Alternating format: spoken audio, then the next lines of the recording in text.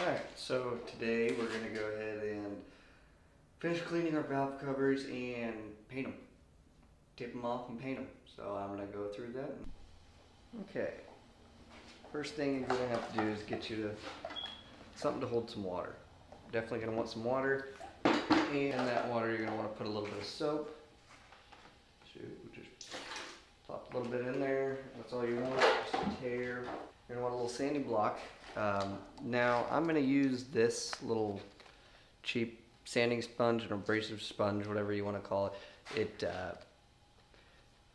has different surfaces. This side's finer, this side's thicker. We really just want this side mainly to scratch the surface up to get a really nice bond to the paint. And then I bought some different grit sandpaper, some 80 all the way up to 150. We're going to use the 80 to really get out these deep sticker spots and scuffs, and then the 150 is going to be the final product, and then we paint over that. But for starters, we're going to go ahead and clean out these insides of these bolt holes. There's some little oil left over, and then we're going to go ahead and tape off all the rubber grommets and stuff that won't come out. I mean, you could probably get them out, and might be able to just pull this one right out right now. No, I'm not. I'll just tape it. I'm not too worried about it, and then I'm going to tape this up as well. Not really that worried about it.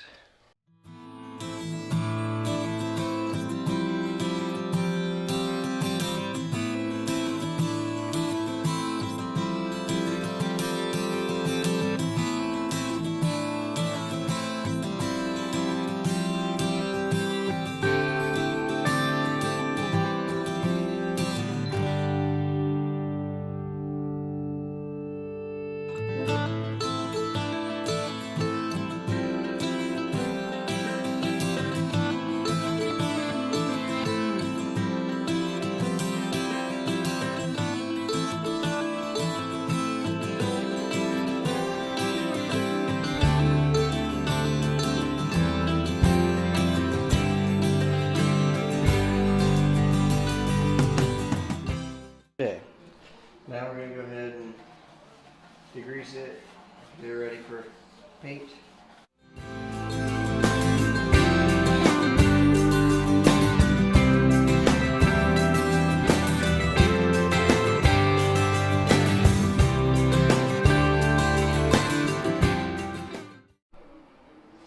Since this one was pretty bad, I'm going to go ahead and hit it with a can of primer, a layer of primer. But before we do that, we're going to go ahead and tape up this little hole here, just so we don't get anything on the O-ring, and the fitting doesn't really matter. But stick up your primer.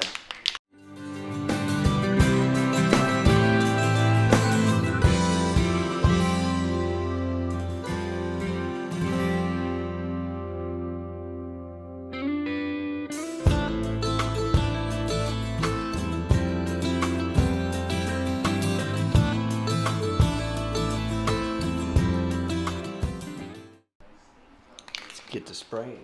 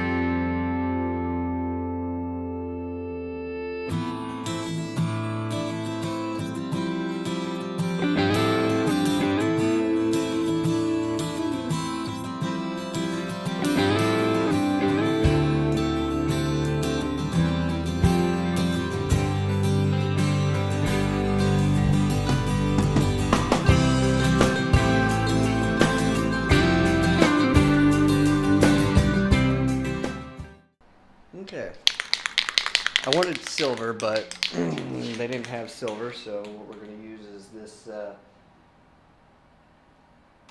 basically just a metallic finish. Hopefully it comes out okay. It says wood, metal, and more, so we'll find out.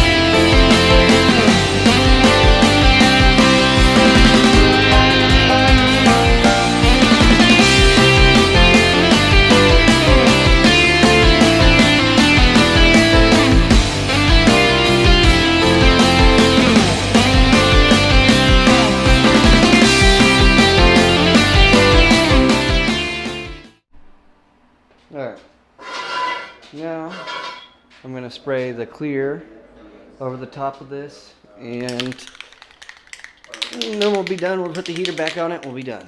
Okay.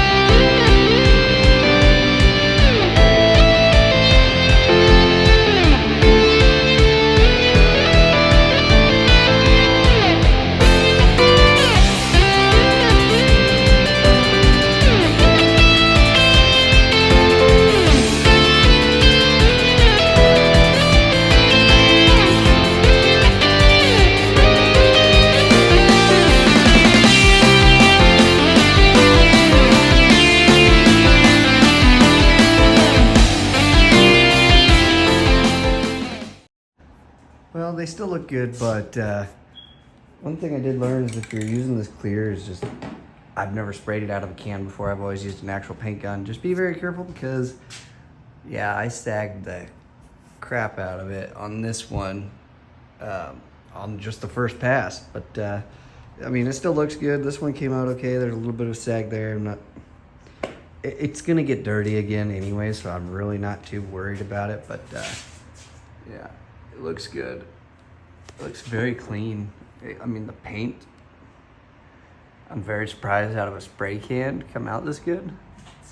It's hard to believe. And then, I mean, yeah, it sagged bad. But I really don't care. It's not that big of a deal. That's all I was looking for was color. So, we're gonna put the heater on it.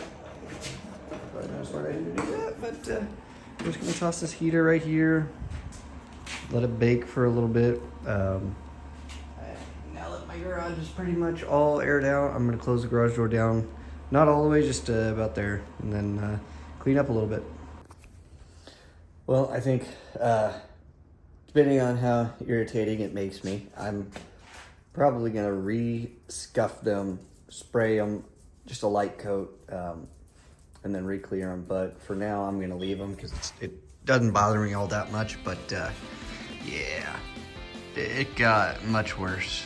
And I'm not sure why the clear came out so thick.